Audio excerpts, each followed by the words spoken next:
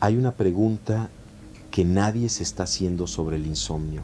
No la pregunta de cómo pararlo, no la pregunta de qué pastilla tomar o a qué hora apagar el teléfono. Hay una pregunta anterior más incómoda que cambia completamente la naturaleza del problema si te atreves a plantearla, y es esta: ¿y si el insomnio no es un fallo del sistema? ¿Y si no es el cerebro rompiéndose, sino el cerebro intentando hacer algo que el resto de tu vida no le permite hacer durante el día? Esa pregunta no la vas a encontrar en ningún protocolo clínico de medicina del sueño, porque la medicina del sueño parte de un supuesto que nunca cuestiona que el insomnio es una disfunción, que el sistema nervioso está fallando en algo que debería ser de forma automática, que hay que corregirlo, suprimirlo, anularlo, y desde ese supuesto todas las soluciones que se proponen son variantes de lo mismo: forzar al sistema a que pare, con química, con rutinas, con técnicas de relajación que en el fondo son técnicas de supresión. Pero hay datos que ese modelo no puede explicar. Hay fenómenos que el insomnio produce de forma consistente en ciertos sujetos que no encajan en la narrativa del sistema que falla.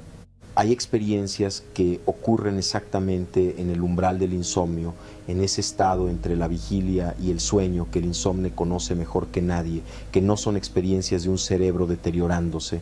Son experiencias de un cerebro intentando acceder a algo que normalmente no está disponible durante la vigilia ordinaria, algo que los registros de laboratorio identifican con precisión como estados de alta coherencia bioeléctrica que en condiciones normales solo aparecen en meditadores expertos o en ciertos estados no ordinarios de conciencia. El insomnio, en su forma más profunda, puede ser el campo neuronal intentando expandirse más allá de los límites que la vigilia ordinaria le impone. Y si eso es lo que está ocurriendo, entonces suprimirlo con un somnífero no es un tratamiento. Es exactamente lo contrario de lo que el sistema necesita. Hay que empezar por el campo neuronal y por lo que le ocurre durante un día ordinario de vida contemporánea. Porque para entender lo que intenta hacer por la noche, primero hay que entender en qué estado llega a la noche. El campo neuronal es la estructura bioeléctrica compleja generada por la actividad coordinada de los billones de neuronas del cerebro. No es una metáfora. Es un campo físico, medible, con propiedades que los instrumentos de registro electroencefalográfico pueden rastrear en tiempo real. Y ese campo tiene una característica que resulta fundamental para entender el insomnio: su nivel de coherencia interna. Lo que en términos técnicos se llama sintergia determina la calidad de toda la experiencia que el organismo tiene, la calidad del pensamiento, la calidad de la percepción, la calidad del acceso a la información disponible en la látice. Todo depende del nivel de sintergia del campo. Un campo de alta sintergia es expansivo, coherente, capaz de procesar información de forma holográfica, no local. Un campo de baja sintergia es rígido, reactivo, atrapado en el procesamiento secuencial de la tercera capa, el nivel del ego, de la narrativa biográfica, del tiempo lineal. Y la vida contemporánea, con su carga de estímulos continuos, de urgencias superpuestas, de información sin cierre y de atención fragmentada, produce campos de baja sintergia de forma sistemática. No porque las personas sean débiles o no sepan gestionar su estrés, sino porque el entorno está estructurado de una forma que es incompatible con la coherencia del campo neuronal. Durante 16 horas de vigilia ordinaria, el campo está haciendo exactamente lo que el entorno le exige: procesar, reaccionar, evaluar amenazas, gestionar relaciones, cumplir expectativas, resolver problemas. Todo eso en un rango de ondas beta, las ondas de alta frecuencia y baja amplitud que caracterizan el pensamiento analítico y la atención orientada a tareas. El campo gasta energía bioeléctrica, genera patrones de interferencia de baja sintergia en la látice del entorno. Se contrae alrededor de las preocupaciones, de los conflictos sin resolver, de los miedos que el día activa y que nunca llegan a procesarse del todo. Y al final de esas 16 horas, cuando el cuerpo se tumba en la cama y los ojos se cierran, ocurre algo que el campo lleva todo el día esperando. La carga sensorial cae. El input visual, que consume el 80% de la energía bioeléctrica del cerebro en vigilia, se detiene. El ruido del entorno baja y el campo, por primera vez en horas, tiene espacio para intentar lo que en ningún otro momento del día pudo: expandirse. Porque eso es lo que el campo neuronal hace de forma natural cuando las condiciones lo permiten. Se expande, eleva su coherencia, busca la sincronía con la látice, intenta subir a los rangos de sintergia que el procesamiento de la vigilia ordinaria no alcanza. Y esa expansión es precisamente lo que el umbral hipnagógico representa, el primer momento del día en que el campo tiene la posibilidad real de hacer esa transición. En el sujeto sin insomnio, esa expansión ocurre de forma relativamente fluida. El campo baja de las ondas beta a las alfa, luego a las teta, la coherencia interhemisférica sube y el sistema entra en el sueño profundo, donde la sincronía con la látice alcanza su nivel máximo. Pero en el insomne, en el sujeto con un campo que ha acumulado meses o años de baja sintergia sostenida, esa expansión encuentra obstáculos. Encuentra los propios patrones de interferencia que el campo generó durante el día, depositados en la látice del espacio donde está intentando expandirse. Encuentra el sistema de alarma que nunca terminó de desactivarse porque nunca procesó del todo lo que lo activó. Y lo que el insomne experimenta como la desesperación de no poder dormir es, desde la perspectiva bioeléctrica, el campo neuronal chocando repetidamente contra sus propios límites en el intento de expansión. No es un fallo, es un intento, frustrado, pero un intento, y entender esa diferencia lo cambia todo. Hay un fenómeno específico que el insomnio produce con una consistencia que debería haberle llamado la atención a la medicina del sueño hace mucho tiempo, pero que en cambio ha sido ignorado o clasificado como síntoma secundario de la privación de sueño. Es el fenómeno de la hipervigilancia perceptual. El insomne que lleva horas despierto en la oscuridad no está simplemente activo cognitivamente, está en ciertos momentos extraordinariamente sensible. Los sonidos son más nítidos, los detalles del espacio son más presentes. Hay una agudeza perceptual que no corresponde al deterioro que la privación de sueño debería producir si el único problema fuera la falta de descanso. Lo que está ocurriendo en esos momentos de hipervigilancia perceptual es exactamente lo que el modelo convencional no puede explicar. El campo neuronal ha subido transitoriamente su nivel de coherencia. Ha accedido, de forma momentánea e inestable, a un rango de sintergia más alto que el de la vigilia ordinaria. Y en ese rango, la percepción es más amplia, más clara, más presente. El campo está expandido, no de forma sostenida, no de forma que le permita completar la transición al sueño, pero expandido, intentando. Y aquí está el dato que lo conecta todo. En los registros electroencefalográficos de sujetos meditadores avanzados, el patrón que aparece durante los estados de meditación profunda, el patrón de ondas teta de alta amplitud en sincronía perfecta entre los hemisferios, es el mismo patrón que aparece en el umbral hipnagógico. Son bioeléctricamente equivalentes. La meditación profunda y el umbral del sueño son el mismo estado del campo neuronal accedido por caminos diferentes. Y el insomne está en el umbral de ese estado cada noche. Está en el borde mismo del estado de conciencia que los meditadores pasan años aprendiendo a alcanzar. La diferencia entre el meditador y el insomne no es el estado al que están llegando, es lo que hacen cuando llegan. El meditador ha aprendido a soltar la estructura del yo ordinario cuando el campo se expande, a no interpretar la disolución del sentido del yo como una amenaza, a confiar en el proceso de expansión y a dejarse llevar por él hacia la coherencia. El insomne no ha aprendido eso. Cuando el campo se expande, cuando el sentido del yo ordinario comienza a disolverse en el umbral hipnagógico, el sistema de alarma interpreta esa disolución como peligro y tira de vuelta hacia la vigilia. Y el campo colapsa de nuevo a beta y el ciclo recomienza.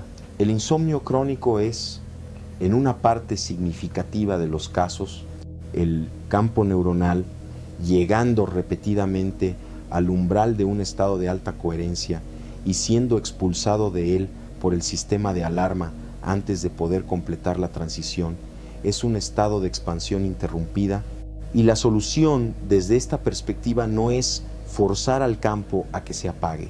La solución es enseñarle a completar la transición que ya está intentando hacer. Ahora hay que examinar con precisión qué es lo que produce esa expulsión, porque no es aleatoria. Tiene mecanismos específicos que pueden ser identificados y trabajados. El primero y más fundamental es lo que podría llamarse el reflejo de identidad. El campo neuronal en la tercera capa, en el nivel del ego y la narrativa biográfica, tiene una función que es extraordinariamente eficiente para la supervivencia: mantener la coherencia del yo, mantener al organismo identificado con su historia, con su nombre, con sus preocupaciones, con su posición en el entorno social. Esa función trabaja de forma continua y trabaja de forma especialmente activa en los momentos en que la identidad ordinaria está en riesgo de disolverse. Y el umbral hipnagógico es exactamente un momento de disolución de la identidad ordinaria. Las fronteras entre el interior y el exterior se vuelven difusas. El pensamiento lineal se fragmenta. El sentido de ser alguien concreto con un nombre y una lista de problemas comienza a desdibujarse. Para el campo neuronal entrenado, eso es la señal de que la transición está en curso y de que hay que seguir soltando. Para el campo neuronal no entrenado, que es el del insomnio ordinario, esa señal activa el reflejo de identidad.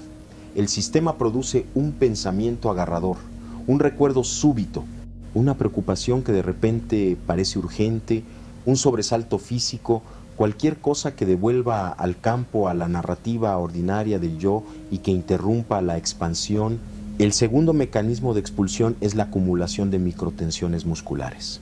El sistema nervioso autónomo en estado de activación, el estado en que el insomne crónico vive la mayor parte del tiempo, mantiene una tensión muscular de fondo que es subumbral, por debajo del nivel que el sujeto percibe conscientemente como tensión, pero que produce una señal corporal constante de alerta que el campo neuronal lee como confirmación de que el entorno es potencialmente peligroso. Esa señal corporal continua alimenta el estado de vigilia, hace que la transición al umbral hipnagógico sea inestable porque el cuerpo está permanentemente diciéndole al cerebro que hay algo que vigilar.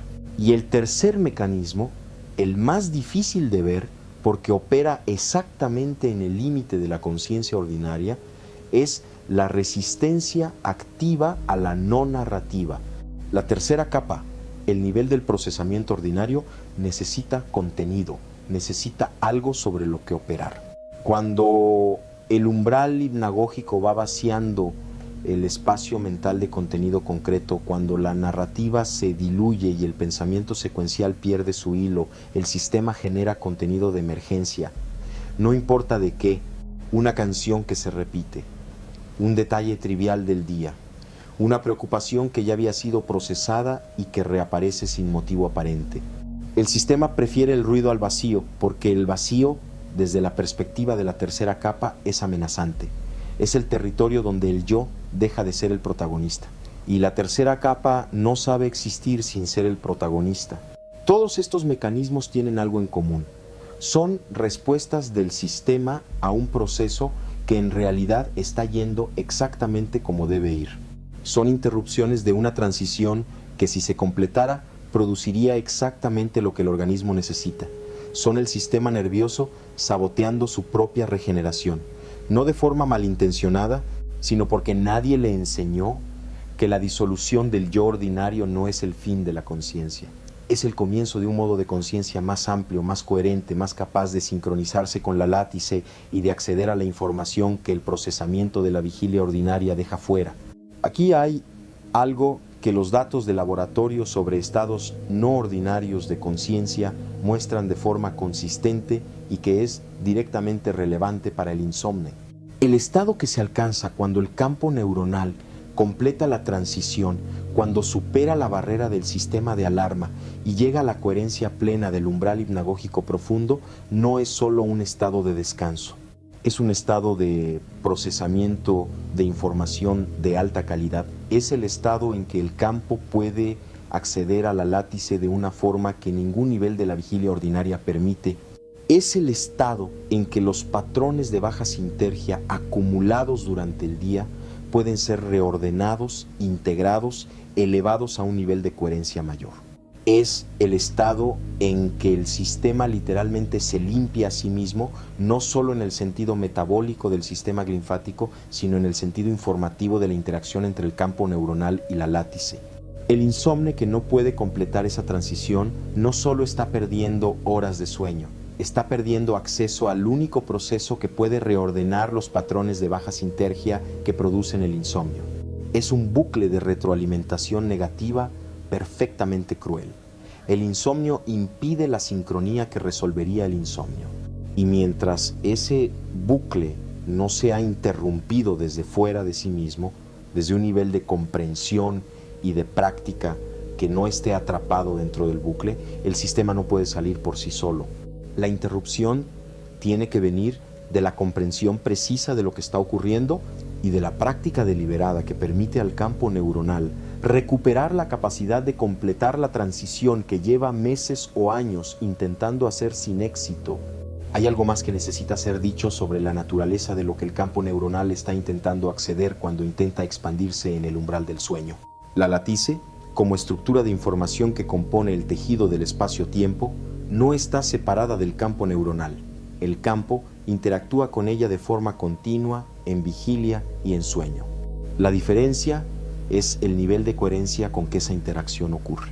En vigilia ordinaria, con el campo en beta desincronizado y la tercera capa dominando el procesamiento, la interacción con la látice es pobre, filtrada, limitada a la información que el sistema de alarma y el ego narrativo consideran relevante para la supervivencia inmediata. En el estado hipnagógico profundo, con el campo en teta de alta coherencia interhemisférica, la interacción con la látice es cualitativamente diferente. El sistema accede a registros de información que en vigilia ordinaria son completamente inaccesibles. El sueño profundo, en su dimensión más fundamental, es un estado de expansión del campo neuronal hacia la látice. Es el sistema nervioso recuperando noche a noche su conexión con la estructura de información que le da sustrato. Y el insomnio crónico, la incapacidad de completar esa expansión, no es solo una privación de descanso, es una privación de conexión. El campo neuronal, viviendo en un estado de aislamiento relativo de la látice, procesando de forma cada vez más ineficiente con la información cada vez más degradada que el procesamiento de la tercera capa genera en bucle, y eso explica algo que cualquier insomne crónico conoce bien, la sensación de que el mundo se va volviendo más plano, más difícil de procesar con el tiempo, es la acumulación progresiva de procesamiento de baja sinergia sin la limpieza nocturna que lo reordenaría. El campo que se va contrayendo, haciéndose más rígido, más reactivo, menos capaz de acceder a los rangos de coherencia que la experiencia requiere, el insomne no está simplemente cansado. Está progresivamente desconectado de la fuente de información que mantiene la calidad del campo neuronal. Ahora bien, si el insomnio es el campo neuronal intentando expandirse y siendo expulsado repetidamente por sus propios mecanismos de defensa, entonces la pregunta correcta no es cómo suprimirlo. La pregunta correcta es cómo ayudar al campo a completar la expansión que está intentando, cómo darle las condiciones para que el intento llegue a su destino, cómo entrenar al sistema para que no se sabotee a sí mismo en el momento crítico. Y la respuesta a esa pregunta, la respuesta que los datos bioeléctricos y la investigación sobre estados de conciencia hacen posible, no pasa por ningún fármaco. Pasa por el entrenamiento del campo neuronal durante la vigilia, por la práctica deliberada de los estados de coherencia, por aprender de día, en condiciones de baja presión, lo que el sistema intenta hacer de noche, en condiciones de alta presión, sin haberlo practicado nunca. El primer componente de ese entrenamiento es la familiarización con la experiencia de expansión del campo. El insomne tiene miedo de la expansión porque la única vez que la experimenta es en el umbral del sueño, en el contexto del fracaso repetido, con la desesperación del que lleva horas sin poder dormir y sabe que el día siguiente va a ser difícil. En ese contexto, cualquier experiencia no ordinaria, cualquier disolución del yo, cualquier percepción difusa de los bordes es automáticamente leída como amenaza. El sistema aprende a asociar la expansión con el peligro. Para romper esa asociación, el campo necesita experimentar la expansión en un contexto diferente, en un contexto de elección, de práctica, de curiosidad, sin nada en juego. Eso es lo que los periodos de práctica deliberada durante la vigilia proporcionan. 15 minutos una vez al día en los que el campo neuronal practica deliberadamente la transición hacia la coherencia. Ojos cerrados, atención al cuerpo completo, respiración observada sin ser controlada, gradual retirada del comentario verbal interno, gradual apertura hacia la percepción amplia del espacio. Y cuando la expansión comience a ocurrir, cuando el sentido del yo ordinario empiece a volverse difuso, en lugar de activar el reflejo de identidad y volver a la narrativa, simplemente observar, permitir, registrar la experiencia con curiosidad, eso no es fácil al principio. El sistema intentará volver al pensamiento ordinario de forma automática. Lo hará docenas de veces en una sola sesión de 15 minutos. Y cada vez que ocurra, el ejercicio no es frustrarse, sino simplemente volver a la atención del cuerpo, a la respiración, al espacio, sin juicio, sin narrativa sobre el fracaso de la práctica. Solo volver. Con la misma tranquilidad con que se regresa el foco al libro después de que la mente se ha ido un momento.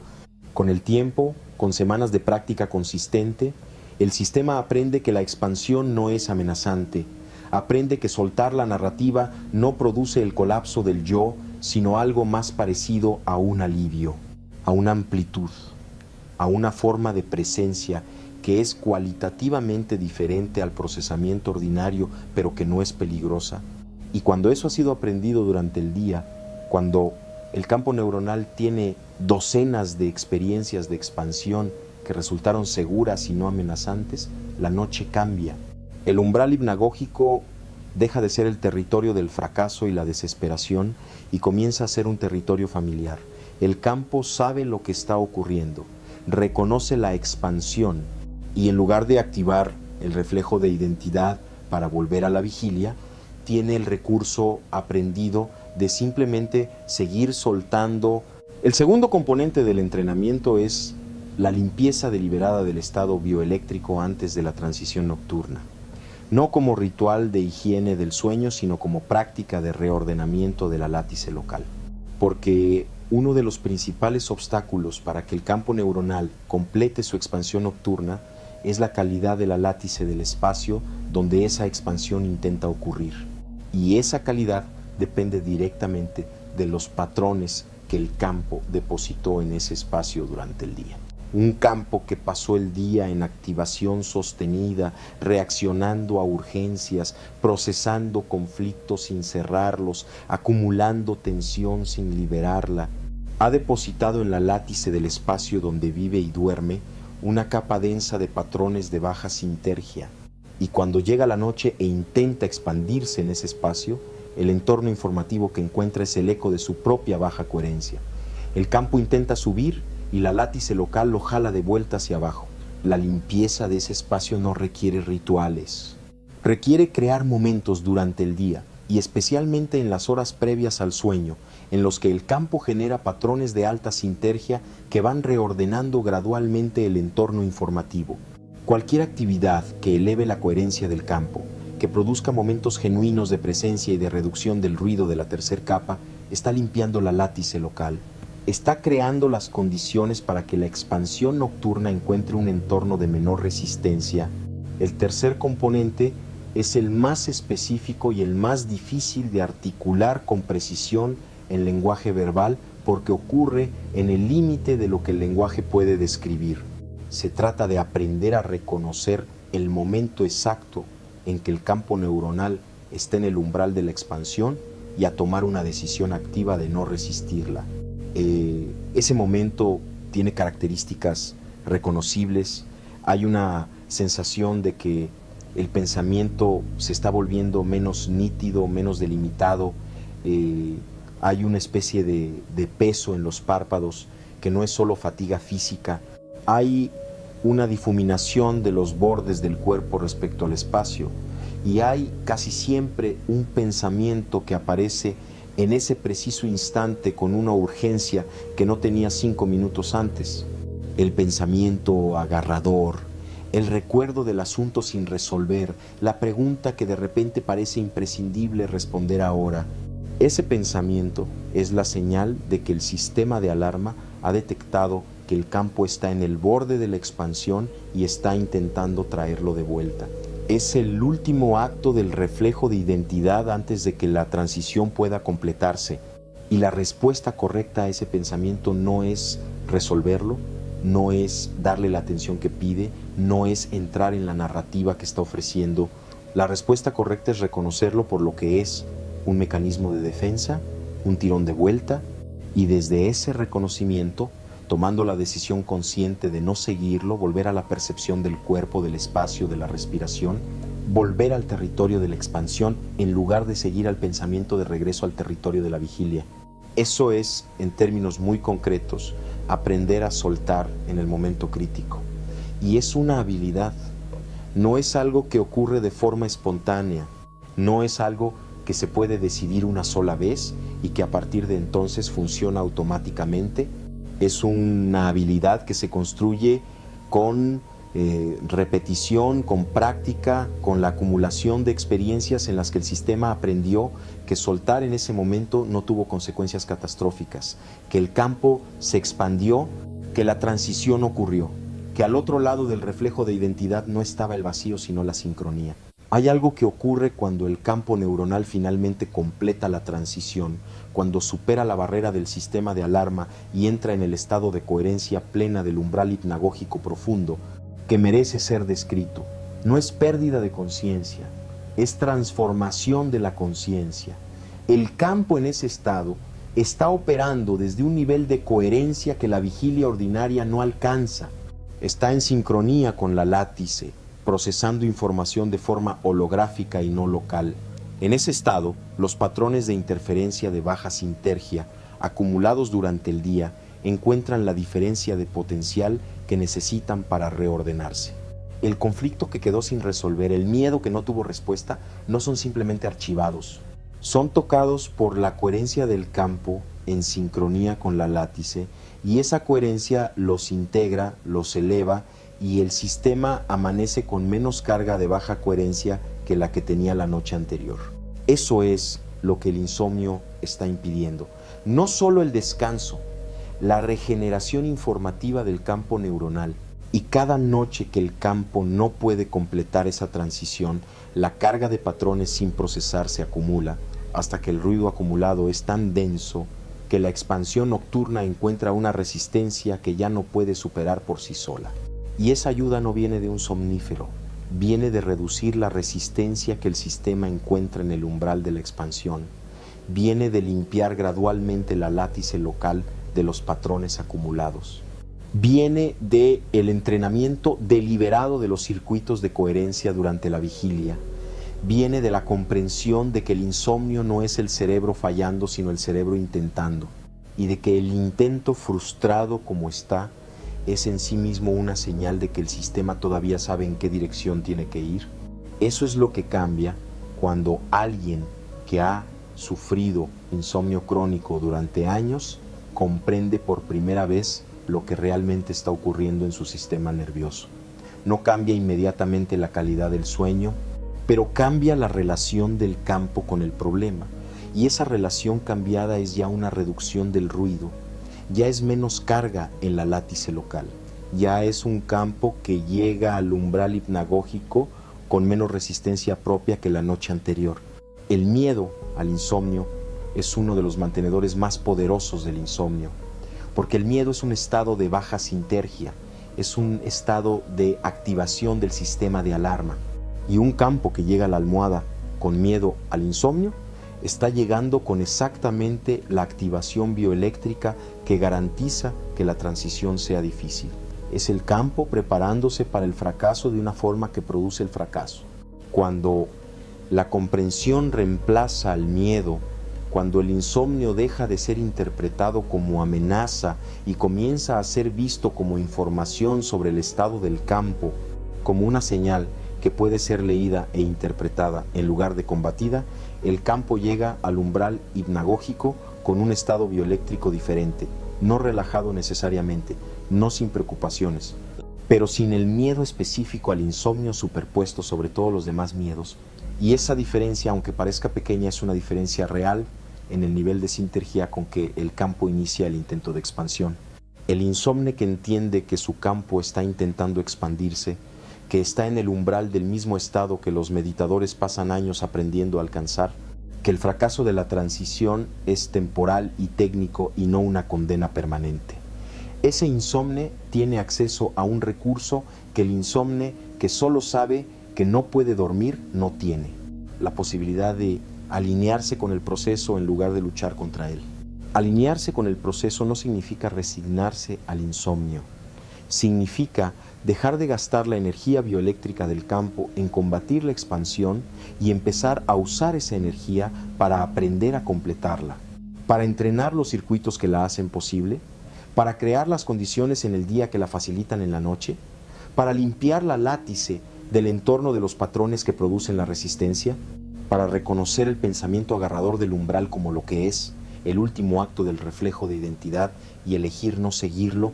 Todo eso es trabajo, no es inmediato, no es cómodo, requiere práctica y consistencia y una forma de relación con el propio sistema nervioso que la mayoría de personas nunca aprendió porque nadie se la enseñó.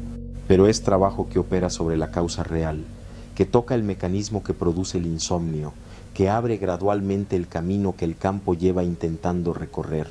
Y hay algo que el insomne que ha pasado por ese proceso reporta de forma consistente una vez que la transición empieza a completarse con regularidad.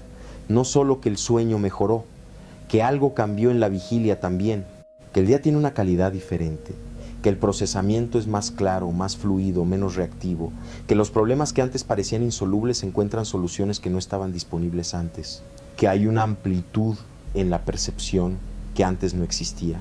Eso no es placebo, es la diferencia en el estado basal del campo neuronal que la sincronía nocturna produce.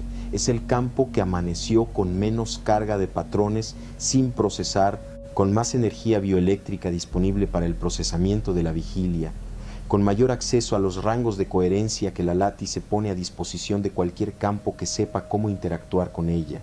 El insomnio es una pregunta que el cuerpo está haciendo. La pregunta de si el campo va a aprender a expandirse o si va a seguir siendo contenido dentro de los límites que el ruido de la tercera capa le impone. Y la respuesta no está en el somnífero, está en el entrenamiento, en la comprensión, en la práctica deliberada de lo que el sistema ya sabe hacer pero lleva demasiado tiempo sin poder hacer. El campo neuronal quiere expandirse, cada noche lo intenta, lo que hace falta no es detenerlo, es aprender a acompañarlo.